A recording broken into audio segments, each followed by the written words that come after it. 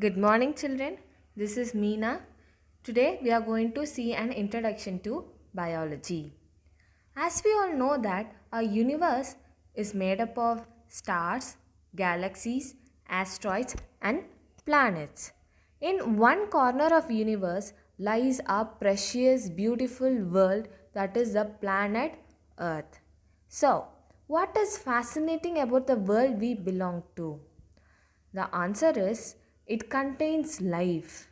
Life is found on the planet Earth. Study of life is called as biology. Biology is also a branch of science like physics and chemistry dealing with the study of life. When I mean it as life, I not only include humans but also plants, animals, birds, or any other various forms of microorganisms also. Biology is originated from two Greek words, bios and logos. Bios means life, logos means study. That is, the study of life is called as biology. Yeah, father of biology. Aristotle is called as a father of biology. He was a great scientist who revealed his thoughts about various aspects of plants and animals' survival. He was the one who first classified all the living organisms based upon their adaptations as land living organisms or water living organisms. There are two main branches of biology, that is botany and zoology. Botany means the study of plants. There are so many plant species present in the earth. If we wanted to know each and every species in detail, if you wanted to do an analysis, that comes under the branch as botany. If we are dealing with the animal species, it is called as zoology. Okay. Now, when we study biology, we get the answer for the most important question, that what exactly makes up a living organism. Before seeing the answer for the question, let us have one example. Consider a desk, or just imagine a desk. Can the desk breathe? Or can the desk eat? Or can it move by its own? Does it have any emotions? The answer for all the questions is no. That is why we have classified the desk as a non living object. All the living organisms exhibit several characteristics like movement, respiration, growth, reproduction, and throughout their entire life. That is why we call them as living organisms. So, if you see in this slide, butterflies, sheep, a baby girl child, monkeys, all these are living organisms.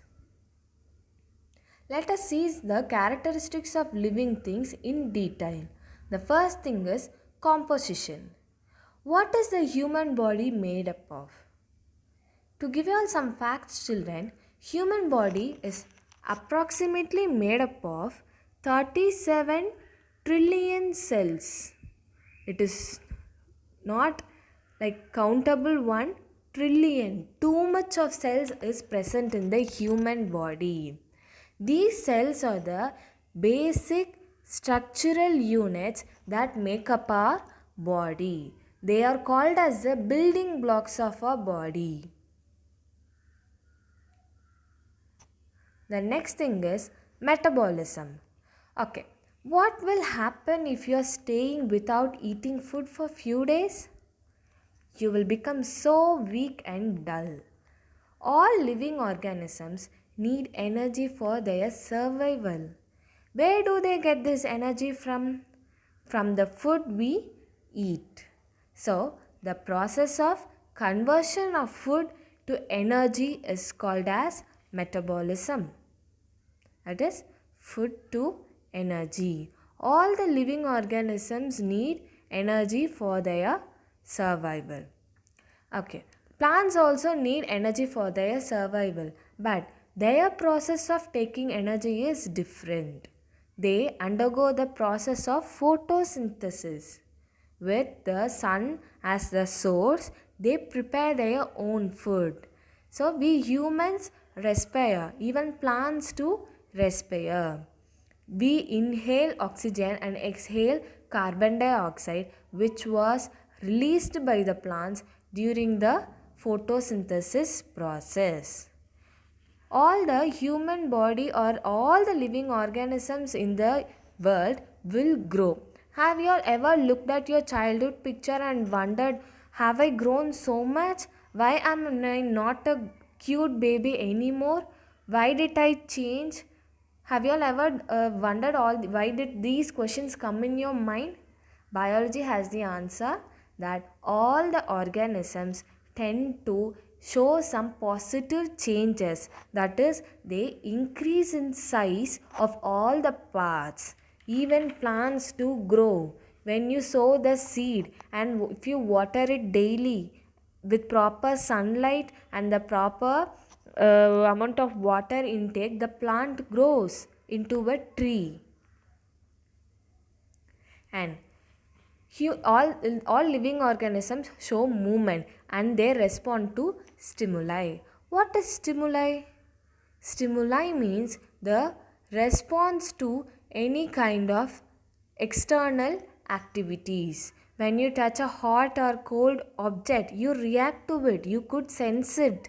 When you eat something, it is a salty one or it is so spicy, how do you find it? Because of your sensory organs. That reaction to the external activities is called as stimuli. Only living organisms respond to stimuli. Living organisms can reproduce. What is reproduction? Reproduction means producing offsprings. Offsprings in the sense young one or the child ones. Only living organisms can reproduce, whereas non-living organisms cannot reproduce. Okay. Now we are going to see some areas where biology is involved, the fields or the applications of biology in our daily life. Ecology. Ecology means the interrelationship of organism between them and the environment. The best example could be your food chain. You have learned that in your lower grades that from the sun the plants grow. Plants are your producers and then the plants are eaten by the consumers. There are three types of consumers: herbivores, omnivores and carnivores. Herbivore means plant eating animals. Carnivore means animals are eaten. Omnivore means the organisms which eat both plant and animals. And detrivorous means decomposes. Decomposes. What is decomposes, children?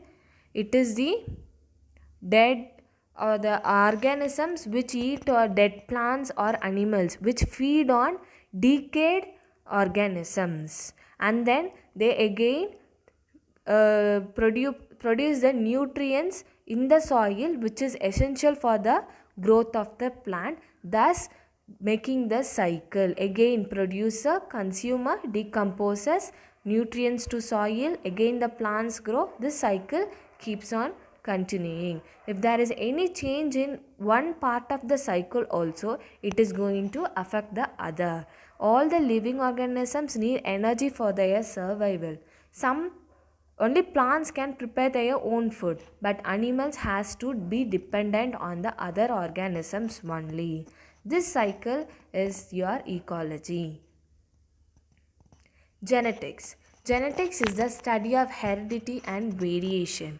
Have you ever wondered that you resemble some of your characters of your parents? If you have your long hair like your mother, or you may be of easygo character like your father, you may be a foodie like either of your parents, all these things are just because of the genes. the heredity gene, which consists of the DNA carrying some similar characters of your parents. This study is called as genetics. Agriculture. So in agriculture we are growing crops and grains which are essential for the health of human body. So if I wanted to grow a plant, I should know the optimum temperature, soil conditions, moisture conditions for that plant to grow well. If in an area of water scarcity, what do you mean by scarcity, children? Scarcity means less amount of water, that is insufficient amount of water. If an area is having insufficient amount of water, I cannot grow the crops which require more amount of water for its growth. So I have to choose a crop which will best suit that particular area, which will best suit in that particular area. So all these things, if I take in detail and I study, that is my agricultural study of biology. Horticulture. Horticulture is the art of gardening, growing fruits and vegetables and flowers in my own garden, and producing delicious fruits, decorative plants, and growing some plants for medical purposes. All the crops of different species which are all maintained and grown is your horticulture. Fisheries. Developing or raising of fishes as food. Forestry. Managing or conserving forests for environment and human benefits. Medicine. So medicine, all the some plants may be having some medical usages in it. We are analyzing it and identifying it, and we are using it for curing some diseases. Nowadays medical practices are also have started to follow the traditional ways also, like Ayurveda, Siddha and Unani. I hope you got an idea regarding biology. So today's homework will be, I have sent you a pic where you'll be having some living organisms. You need to identify which are the producers, consumers and the decomposers, and prepare a food chain. Thank you, children.